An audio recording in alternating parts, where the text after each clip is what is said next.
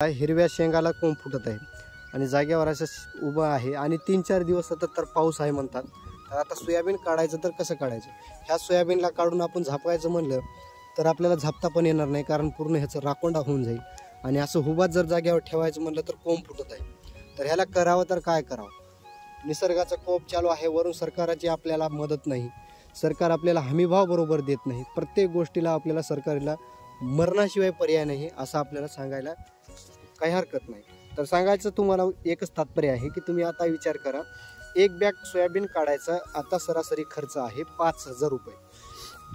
आणि काढल्याच्या नंतर आपण गाळायचं ठरवतो. गाळायला 150 रुपये कट्ट्याप्रमाणे धरलं तर त्याचे आपण एका बॅगमध्ये आपण 5 क्विंटल सरासरी धरूया. 5 क्विंटल तर आमदा होणारच नाही, पण एक सरासरी गणित मारण्यासाठी 5 क्विंटल आपण उत्पन्न धरूया एका बॅगमधून. एका बॅगमधून 5 क्विंटल आपल्याला उत्पन्न झालं. 5 क्विंटलाची 10 कट्टे होतात.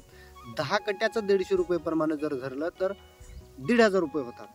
आणि 1,500 रुपयाचा आणि हे 5,000 रुपये म्हणजे 6,500 रुपये. आणि सोयाबीनचे कट्टे काढलेले आपल्याला बाजारात न्यायचं झालं तर 1,000 रुपये वाहतूक खर्च आपण धरूया.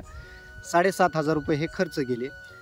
बाजारात गेल्याच्या नंतर आपल्याला जो बाजारभाव भेटतो 4,500 रुपये आपण धरूया. 4,500 रुपये बाजारभाव धरल्याच्या नंतर आपल्याला आडतवाला कुंटला मागे मॉइश्चर आणि त्यांची भरती असं कुंटला मागे 10 किलो काढतो. तर 5 क्विंटला मागे 50 किलो त्याची अर्धा क्विंटल त्याच्या हिश्श्याला जातो आणि 4.5 क्विंटल आपल्या हिश्श्याला येतो. त्यातून जर 4,500 रुपयाचा पूर्ण भाव जर मारला आपण तर 4.5 क्विंटलाला आपल्याला येतो 20,000 रुपये. 20,000तून त्याचे 2 रुपये शेकड्याचे 2 रुपये शेकडा तो काढतो आडतवाला.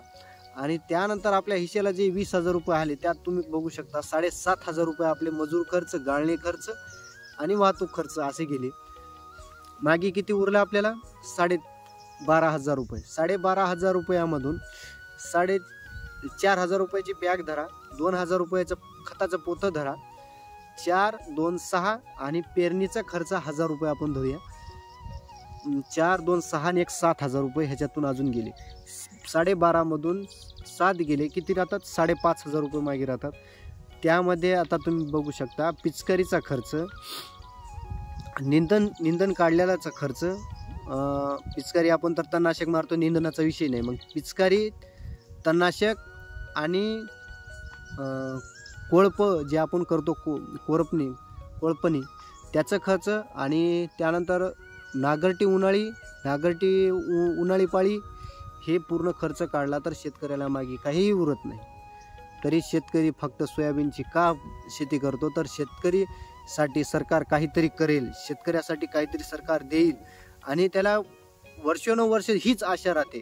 आणि हे आशेवरच सरकारच्या ह्याच्या भरोश्यावरतीच शेती ही केली जाते. आणि ह्या सोयाबीनच्या शेतीमध्ये शेतकऱ्याला रुपये उरत नाही, कारण मातीमोल भाव त्या सोयाबीनला लागतो आणि शेतकऱ्याचा विचार करणारी सरकार सध्या दिसत नाही.